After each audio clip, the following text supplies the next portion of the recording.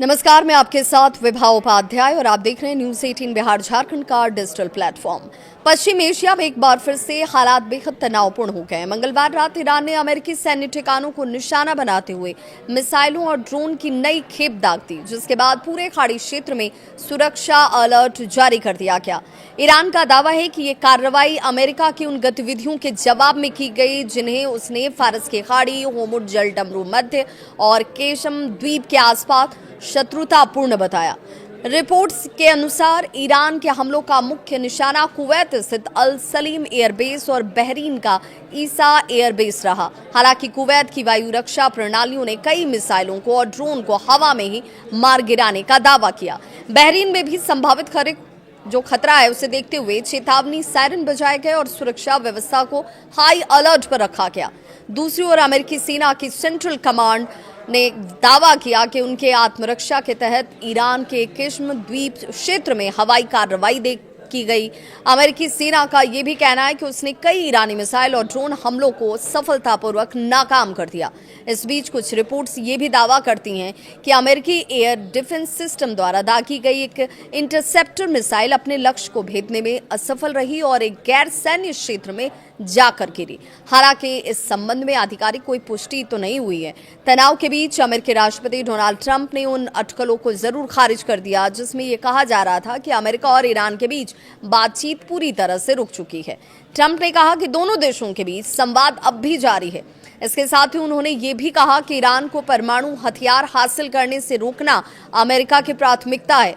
Trump ने यहां तक दावा किया कि यदि उनके प्रशासन ने पहले सख्त कदम नहीं उठाए होते तो इजराइल आज कहीं अधिक बड़े खतरे का सामना कर रहा होता।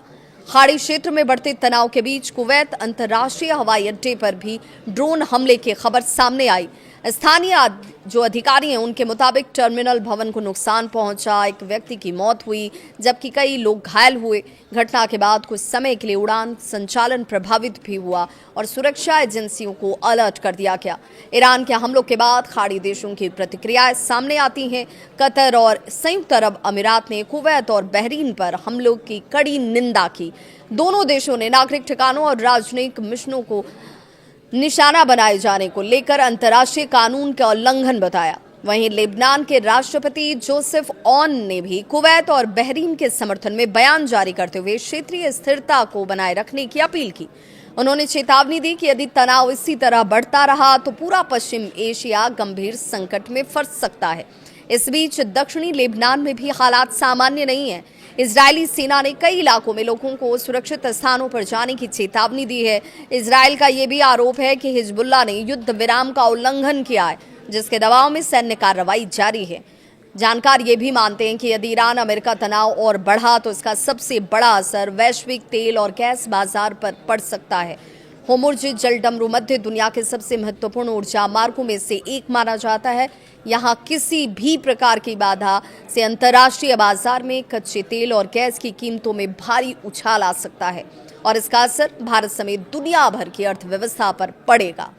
क्या पश्चिम एशिया एक बड़े युद्ध की ओर बढ़ रहा है? लगातार मिसाइल हमले, जवाबी कार्रवाई, खाड़ी देशों की बढ़ती चिंता और वैश्विक शक्तियों की सक्रियता ने पूरे क्षेत्र को बेहद संवेदनशील बना दिया है।